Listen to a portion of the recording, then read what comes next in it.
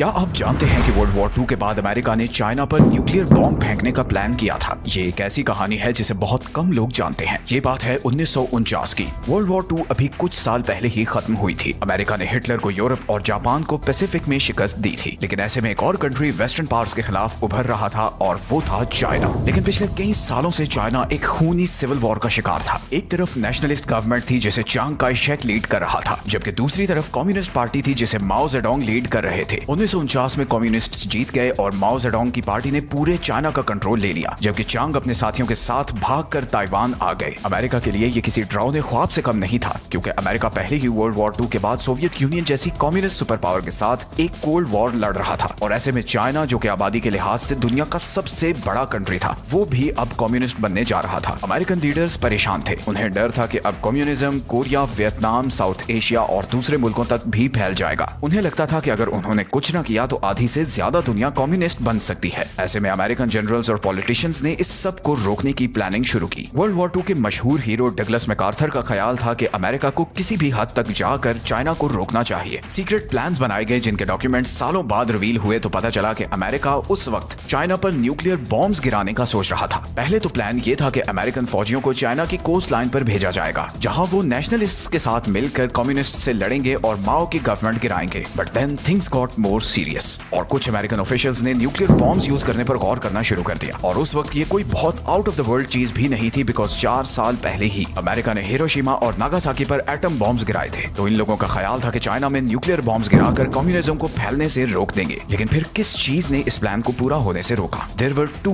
Big reasons. सबसे पहली वजह तो यही थी कि अमेरिका कुछ साल पहले ही एक बड़ी जंग लड़ चुका था, जिसमें उसके हजारों लोग मारे गए थे। अब अमेरिकी लोग अमन चाहते थे और वो किसी ऐसी वॉर का हिस्सा नहीं बनना चाहते थे जो वर्ल्ड वॉर की तरह कई सालों तक चलती रहे। और दूसरी वजह यह थी कि चाइना पर अटैक करना इतना आसान नहीं था। सबसे पहले तो चाइना एक बहुत बड़ा कंट्री था जिसकी बहुत बड़ी पॉपुलेशन थी, और दूसरा, अगर ये जंग छिड़ती तो बहुत चांसेस थे कि सोवियत यूनियन भी इसमें कूद पड़ता और फिर वर्ल्ड वॉर 3 शुरू हो जाती। इन्हीं रिस्क्स की वजह से अमेरिका ने इस प्लान पर अमल नहीं किया। अटैक कैंसिल कर दिया गया और बॉम्बर्स वापस चले गए। लेकिन ये कितनी खौफनाक बात है कि उस वक्त ऐसा कोई प्लान एग्जिस्ट भी करता था। मतलब उस वक्त दुनिया एक और वर्ल्ड वॉर के इतना करीब थी, और अगर इस प्लान पर अमल हो जाता तो आज हमारी दुनिया का नक्शा बिल्कुल डिफरेंट होता।